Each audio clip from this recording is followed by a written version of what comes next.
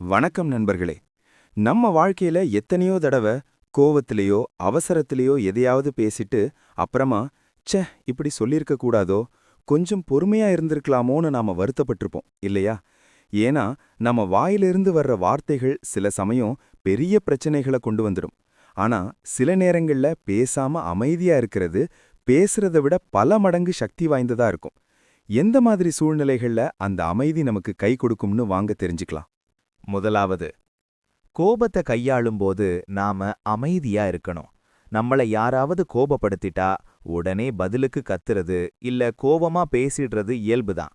ஆனா அப்படி செய்யும்போது பிரச்சனை பெருசாகுமே தவிர குறையாது. அதுக்கு பதிலா அந்த நேரத்துல கொஞ்சம் அமைதியா இருந்துட்டா நம்ம கோபம் கொஞ்சம் தணியும். என்ன பேசணும் எப்படி பேசணும்னு நிதானமா யோசிக்க நேரம் கிடைக்கும். தேவையில்லாத சண்டைகளையும் மனஸ்தாபங்களையும் நாம தவிர்த்துக்கலாம். இரண்டாவது, வதந்திகளை கையாளும்போது நாம அமைதியா இருக்கணும். உங்கள பத்தி யாராவது தப்பு தப்பா பேசுறாங்க, இல்ல வதந்திகளை பரப்புறாங்கன்னு வச்சுக்கோங்க. உடனே போய் நான் அப்படி இல்ல, இது பொய்யின்னு நீங்க விளக்கம் கொடுக்க ஆரம்பிச்சா, அது எரியிற நெருப்புல எண்ணெய் ஊத்துற மாதிரி ஆயிடும். ஏன்னா அந்த நேரம் எல்லாரும் அந்த வதந்தியில தான் ஆர்வமா இருப்பாங்க. நீங்க சொல்றத நம்ப மாட்டாங்க. அதுக்கு பதிலா அந்த நேரத்துல அமைதியா இருந்துடுங்க. மூணாவது, உங்க வார்த்தைகளுக்கு மதிப்பில்லாத இடங்கள்ல அமைதியா இருங்க. நீங்க ஒரு முக்கியமான விஷயத்த பேசிக்கிட்டு இருக்கும்போது மத்தவங்க அதை கவனிக்காம அலட்சியப்படுத்துறாங்க இல்ல கிண்டல் பண்றாங்கன்னா, அவங்க கவனத்தை திருப்பணும்னு நீங்க கத்தி பேசுறதாலேயோ கோவப்படுறதாலேயோ எந்த பிரயோஜனமும் இல்ல.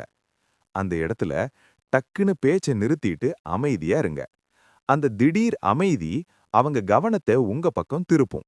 நான்காவது, மத்தவங்க தங்கள பற்றியே பெருமையாக பேசும்போதோ அல்லது உங்கள அவமதிக்கும் போதோ அமைதியா இருங்க. சில பேர் இருப்பாங்க, எப்ப பார்த்தாலும் தங்கள பத்தியே பெருமையா பேசிக்கிட்டு இருப்பாங்க. நான் அதை செஞ்சேன் இதை செஞ்சேன்னு தம்பட்ட அடிப்பாங்க. இல்லைன்னா உங்கள மட்டம் தட்டி அவமானப்படுத்துற மாதிரி பேசுவாங்க. இந்த மாதிரி நேரத்துல நீங்களும் பதிலுக்கு பெருமை பேசினாலோ இல்ல அவங்க அவமானத்துக்கு கோபமா எதிர்வினையாற்றினாலோ அவங்க எதிர்பார்த்தது நடந்துடும். அந்த இடத்துல நீங்க அமைதியா சின்னதா ஒரு புன்னகையோட அதை கடந்து போயிட்டீங்கன்னா அது அவங்கள ரொம்பவே பாதிக்கும். ஐந்தாவது, கவனச்சிதறல்கள், அடுத்தவரை குறை சொல்லும் எண்ணம், பெருமை போன்ற உணர்வுகள் வரும்போது அமைதியா இருங்க. ஒரு சமயத்துல 4 துறவிகள் அமைதியா தியானம் செஞ்சுக்கிட்டு இருந்தாங்க. அப்போ ஒருத்தர் மெழுகுவர்த்தி அணைய போகுதேன்னு கவனச்சிதறலால பேச, இன்னொருத்தர் அவரை திருத்த பேச, 3வது ஆள் கோவத்துல பேச, 4வது ஆள் நான் மட்டும்தான் பேசாம இருந்தேன்னு பெருமையில பேச, கடைசியில எல்லாரும் பேசிடுறாங்க. இதிலிருந்து என்ன தெரியுதுன்னா, கவனச்சிதறல், மத்தவங்கள திருத்தணுங்கிற எண்ணம், கோபம், பெருமை மாதிரி விஷயங்கள் நம்ம அமைதியை குலைக்க முயற்சி பண்ணும். இந்த மாதிரி உணர்வுகள் வரும்போதும் அமைதியை கடைபிடிக்க பழகிக்கணும். பேச்சு வெள்ளி மாதிரி இருக்கணும் அப்படின்னு சொல்லுவாங்க. ஆனா மௌனம் சில நேரங்கள்ல தங்கம் மாதிரி விலை மதிக்க முடியாதது. அது நம்ம மனசை கட்டுப்படுத்த, நம்ம சுயமரியாதையை காப்பாத்திக்க, பிரச்சனைகளை தவிர்க்க ஒரு சக்தி வாய்ந்த கருவி. எல்லா நேரமும் அமைதியா இருக்கணும்னு அவசியம் இல்ல. ஆனா இந்த மாதிரி சில முக்கியமான சூழ்நிலைகள்ல கொஞ்சம் யோசிச்சு நிதானமா அமைதியை கடைபிடிச்சா நம்ம வாழ்க்கை இன்னும் கொஞ்சம் நிம்மதியா பிரச்சனைகள் இல்லாம இருக்கும். நீங்களும் முயற்சி பண்ணி பாருங்க. இந்த வீடியோ உங்களுக்கு பிடிச்சிருந்தா, உங்களுக்கு ஏதாவது ஒரு வகையில் பயனுள்ளதாக இருந்தா ஒரு லைக் பண்ணுங்க.